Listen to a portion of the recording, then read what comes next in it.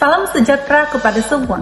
Nama saya Adeline Justine, semester 6, nomor metrik D2020209671. Pada hari ini akan membentangkan tugasan 1 hingga tugasan 3 bagi subjek MSG 3023 Studio Graphic Computer.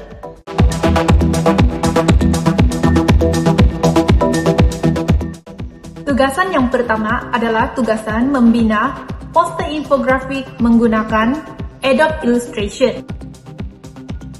Sebelum kita pergi jauh, mari kita berkenalan dulu apakah itu maksud poster infografik. Poster infografik adalah sebuah poster yang digubah dengan kombinasi teks, gambar, dan juga grafik yang bersesuaian agar dapat menarik perhatian para pembaca dan juga dapat menyampaikan informasi dengan cara lebih menarik dan mudah difahami. Bagi tugasan satu ini, kami diberi tema kementerian yang ada di Malaysia. Saya memilih Kementerian Pelancongan Seni dan Budaya Malaysia. Manakala, bagi tajuk poster saya pula, saya memilih tajuk Meneroka Keunikan Tarian Tradisional Magunatip Kaum Murut di Sabah. Murut adalah kaum yang 3 terbesar di Sabah. Mereka boleh dijumpai dan lebih banyak berada di pedalaman Sabah seperti Keninau, Beaufort, Tenom, dan juga Nabawan. Manakala, bagi tarian Magunatip pula adalah sebuah tarian tradisional yang sangat terkenal di Sabah, di antara kaum Murut.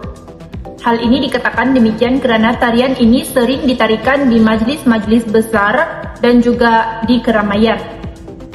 Selain daripada itu, tarian ini juga sangat terkenal kerana ia merupakan salah satu tarian pahlawan pada masa dahulu. Sebelum saya memulakan pembuatan poster infografik ini, pertama sekali saya akan membuat kajian mengenai bentuk-bentuk poster infografik yang ada.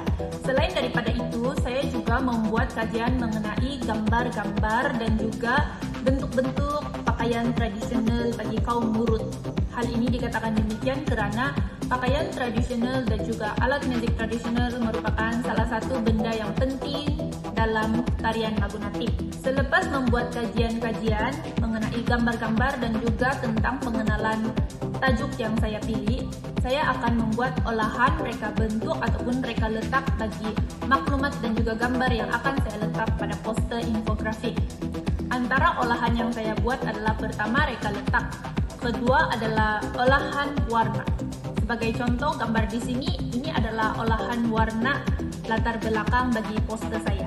Setelah siap, saya juga akan membuat olahan warna bagi tajuk besar saya, yaitu keunikan tarian tradisional Magunatip kaum Murut di Sabah.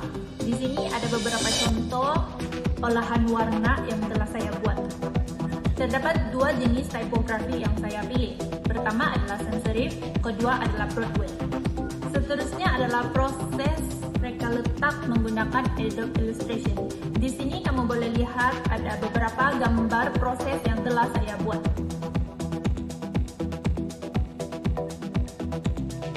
Nomor 1, kita boleh lihat ada informasi-informasi yang sudah saya letak. Kedua adalah gambar-gambar yang saya gunakan untuk diletakkan pada poster. Sebagai contoh, pakaian tradisional dan juga alat muzik yang telah saya letak, dan juga ada peta Sabah dan menunjukkan di manakah kaum Murut yang paling banyak di Sabah. Oke, di sini kita boleh nampak salah satu olahan tipografi yang saya buat. Pertama sekali yang berada di paling atas. Kedua adalah penggunaan gambar-gambar ilustrasi seperti tumbuh-tumbuhan dan juga awan-awan yang ada dan juga pergunungan. Dan juga ketiga adalah saya menggunakan olahan gradient pada latar belakang poster. Melalui kajian ataupun melalui pembuatan poster infografik ini, saya telah membuat beberapa analisis menggunakan analisis SWOT. Yang pertama adalah dari segi kekuatan, yaitu strength. Dari segi kekuatan, melalui pembuatan poster infografik ini, kita dapat membuka mata masyarakat tentang adat dan budaya yang ada di Malaysia, terutama sekali masyarakat Murut. Kedua adalah melalui kajian kajian ini ataupun melalui pembuatan poster infografik ini, kita dapat mengetahui lebih lanjut mengenai pakaian tradisional, alat musik, dan juga apakah alatan yang digunakan semasa melakukan tarian Magunapit tersebut. Dan yang lebih baik lagi, kita dapat mengetahui sejarah dan makna tarian tersebut. Seterusnya adalah dari segi kekuatan, poster infografik ini membantu kita untuk lebih memahami maksud-maksud ataupun lebih memahami tentang sesuatu maklumat dengan jelas. Yang kedua pula, dari segi weakness ataupun kelemahan. Yang pertama adalah kurangnya kajian mengenai kaum Murut di Malaysia. Ini menyebabkan saya sukar untuk mencari maklumat lebih dalam. Seterusnya adalah dari segi penggunaan perkataan-perkataan Murut, sebagai contoh Pinongkolo, yang tidak ada penterjemahan dalam bahasa Melayu. Ini membuatkan kita tidak dapat memahami maksud-maksud tersebut dalam bahasa Melayu. Terakhir sekali adalah poster ini mengambil masa yang lama untuk siap. Hal ini dikatakan demikian karena kita perlu membuat kajian terlebih dahulu, membuat pengolahan, dan juga membuat pemilihan dan juga reka letak dan sebagainya. Dari segi opportunity ataupun peluang pula, dengan pembuatan poster infografik ini, kita telah mendapat peluang untuk mengetahui lebih lanjut tentang adat dan tradisi kaum lain. Selain daripada itu, tarian Magunapit juga menjadi salah satu puncak kekuatan dari pelancongan, karena ini menarik perhatian lebih ramai pelancong untuk datang ke Malaysia. Ketiga adalah dapat meningkatkan ekonomi negara. Seperti yang saya katakan sebentar tadi, ini menarik perhatian pelancong luar negara. Bila pelancong luar negara datang, makin ramai masuk ke Malaysia, mata wang Malaysia akan naik. Terakhir sekali adalah penggunaan poster infografik ini memberi peluang kepada semua masyarakat untuk mempelajari sesuatu maklumat dengan lebih jelas, baik, dan juga dengan lebih cepat. Terakhir sekali adalah dari segi threats ataupun halangan. Halangan yang pertama adalah segelintir masyarakat berpikir bahwa tarian tradisional ini tidak memberi apa-apa kepentingan kepada generasi masa sekarang. Hal ini dikatakan demikian karena tarian tradisional dianggap ketinggalan zaman. Seterusnya adalah masyarakat muda zaman sekarang lebih mementingkan tarian kontemporari yang lebih mantap dan bersifat barat daripada tarian tradisional yang dikatakan ketinggalan zaman. Dan terakhir sekali adalah masyarakat kita kurang membaca tentang informasi-informasi yang bersifat ilmiah. Salam sejahtera. Bagi tugasan dua pula adalah pembuatan webpage. Ini dibuat secara berkumpulan, yaitu dengan teman saya yang bernama Nur Farhani binti Yani. Kami mendapat tajuk ilustrasi bagi tingkatan 4 bab 3 Sekolah Seni Malaysia. Sebelum kita masuk isi-isi dalam pembuatan webpage ilustrasi ini, mari kita belajar dulu apakah itu arti ilustrasi.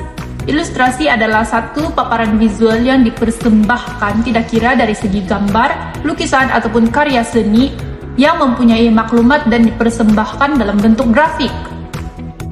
Masuk kepada persepsi seni. Dalam persepsi seni ini, pelajar akan memfokuskan kepada elemen, prinsip ilustrasi, jenis-jenis ilustrasi yang ada, serta peranan dan fungsi ilustrasi dalam kehidupan kita. Terdapat 5 elemen yang diketengahkan bagi ilustrasi. Pertama, dari segi garisan, rupa, ruang, warna, dan juga bentuk.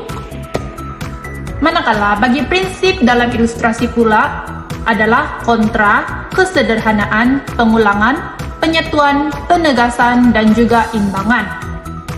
Seterusnya adalah dari segi jenis-jenis ilustrasi. Terdapat 7 jenis ilustrasi yang kita akan pelajari dalam bab 3 ini. Pertama, dari segi maklumat, kedua penerbitan, ketiga perubatan, keempat persekitaran, kelima dari segi teknikal, seterusnya fashion, dan terakhir sekali dalam perindustrian. Ini adalah yang paling besar. Terdapat banyak fungsi dan juga peranan ilustrasi dalam kehidupan kita. Di sini saya akan bagi 2 contoh dalam buku teks. Pertama adalah dari segi pembungkusan. Apakah fungsi ilustrasi dalam pembungkusan? Pertama, ianya untuk menyampaikan maklumat. Kedua adalah untuk menarik perhatian pengguna dan juga pengguna baharu untuk membeli barang tersebut. Dan terakhir sekali sebagai nilai estetika produk tersebut. Seterusnya adalah dari segi simbol. Fungsi ilustrasi adalah untuk menyampaikan maklumat tanpa menggunakan perkataan. Di sini ada beberapa contoh yang saya berikan. Masuk pada standar kandungan yang seterusnya adalah aplikasi seni. Di sini pelajar akan belajar tentang membanding beza berbagai media dan teknik yang digunakan dalam penghasilan ilustrasi. Secara amnya, terdapat 3 jenis media dan teknik penghasilan untuk menghasilkan ilustrasi dalam kehidupan. Pertama adalah konvensional. Teknik konvensional ini adalah penggunaan media kering maupun media basah. Sebagai contoh media kering adalah pensel dan arang, dan sebagai contoh bagi media basah adalah warna air dan juga warna minyak. Untuk teknik media kering adalah melakar, mewarna, dan juga melukis. Manakala bagi teknik media basah pula adalah basah atas basah maupun basah atas kering. Teknik yang seterusnya adalah teknik digital. Di sini kita akan menggunakan 100% bahan elektronik seperti tablet ataupun komputer riba.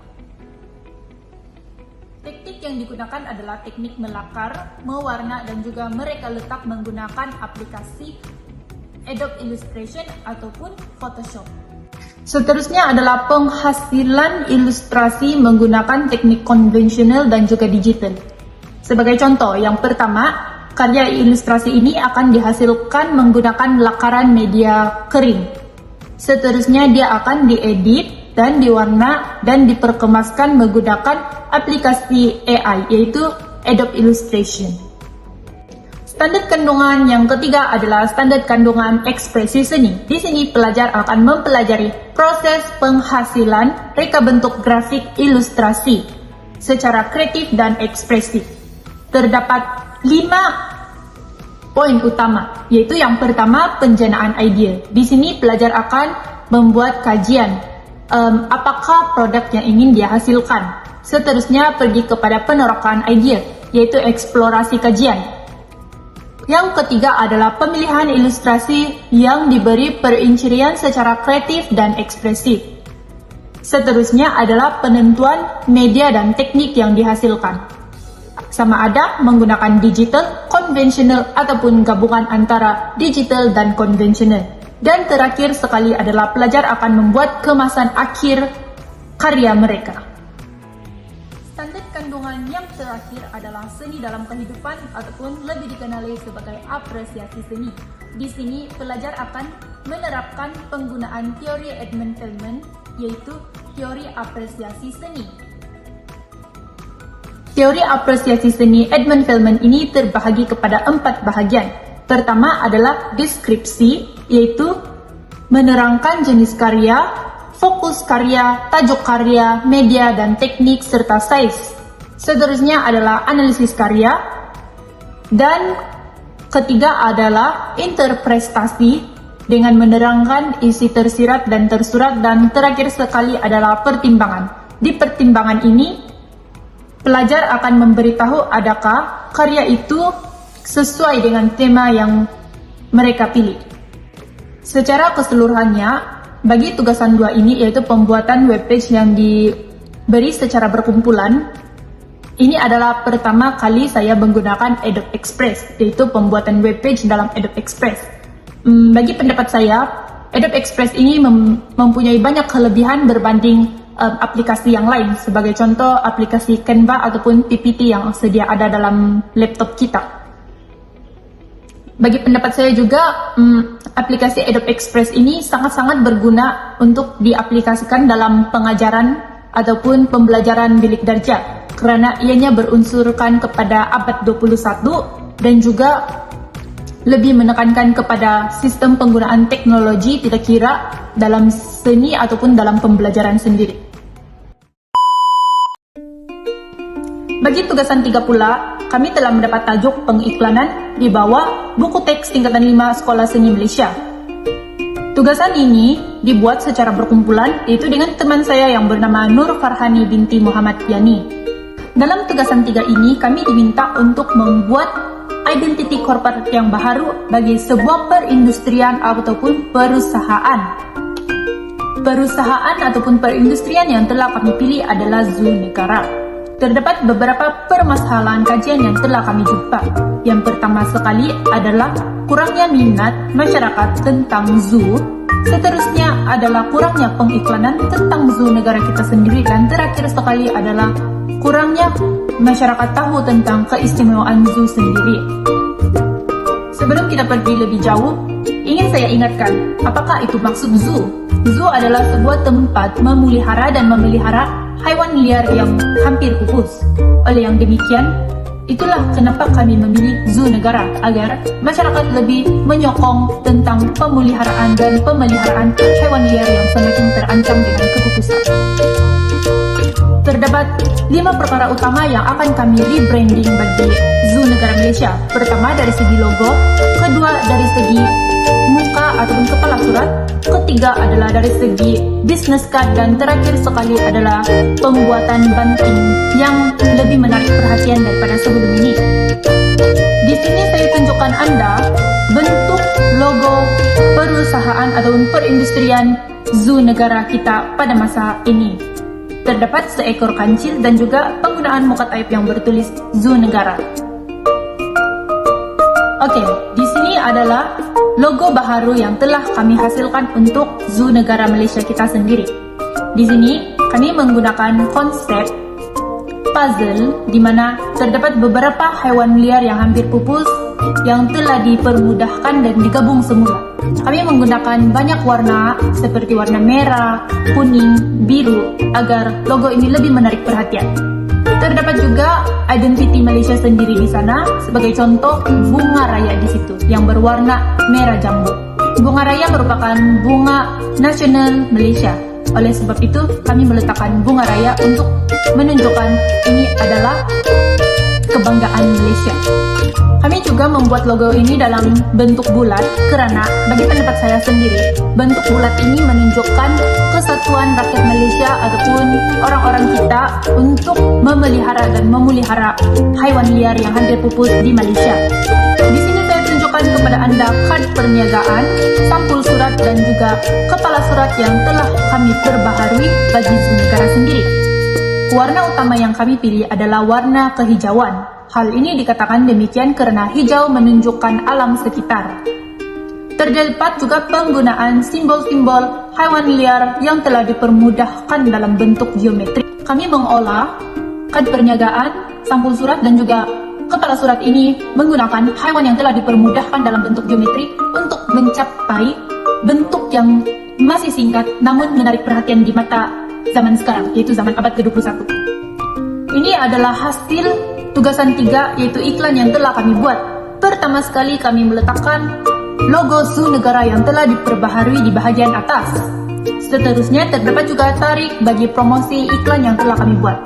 Sebelum itu, tajuk iklan ini adalah tentang pemberian ataupun promosi hari lahir sebanyak 50% untuk tiket masuk ke zoo. Di bawah bagian tengah-tengah pula terdapat logo yang telah dikurangkan opacity sebagai tanda trademark kepada zoo negara ini. Terdapat juga informasi-informasi seperti kelebihan yang boleh didapat oleh pelanggan dan juga waktu yang terhad untuk tempo iklan promosi ini. Pada bahagian bawah sekali kita boleh nampak ada ilustrasi haiwan yang telah dipermudahkan dengan gabungan seperti haiwan singa, gajah, monyet, zirafah, dan juga tumbuh-tumbuhan fauna. Paling bahagian bawah adalah terdapat alamat info tentang zoo negara sendiri.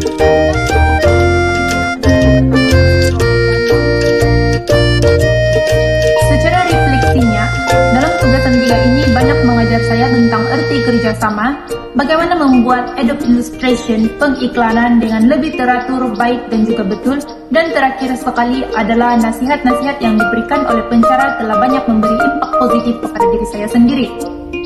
Pertama sekali dari segi kerjasama antara kumpulan, di mana kami telah membagi tugasan yang sama rata kepada setiap orang. Sebagai contoh, kawan saya Farhani akan membuat Adobe Illustration bagi portfolio tugasan ini, dan saya akan membuat sketching bagi tugasan ini. Selain daripada itu, Farhan Hani juga membuat tugasan untuk mencari informasi-informasi mengenai pengiklanan, dan saya akan membuat olahan-olahan dalam bentuk hard copy bagi tugasan ini. Secara jujurnya, bagi penggunaan Adobe Illustration saya tidak berapa mahir, tetapi disebabkan pertolongan oleh sahabat saya dan juga pertolongan daripada pensyarah sendiri, ini saya lebih pandai dan juga lebih tahu bagaimana untuk menggunakan Adobe Illustration sendiri. Seterusnya adalah komen dan teguran yang telah diberikan oleh pensyarah telah memberi banyak impak yang positif kepada diri saya. Sebagai contoh, komen-komen yang diberi ini dapat saya gunakan pada masa hadapan, yaitu semasa LM, yaitu dari segi penggunaan web page, dari segi penggunaan idea untuk set induksi dan sebagainya. Itu sahaja dari saya, sekian dan terima kasih.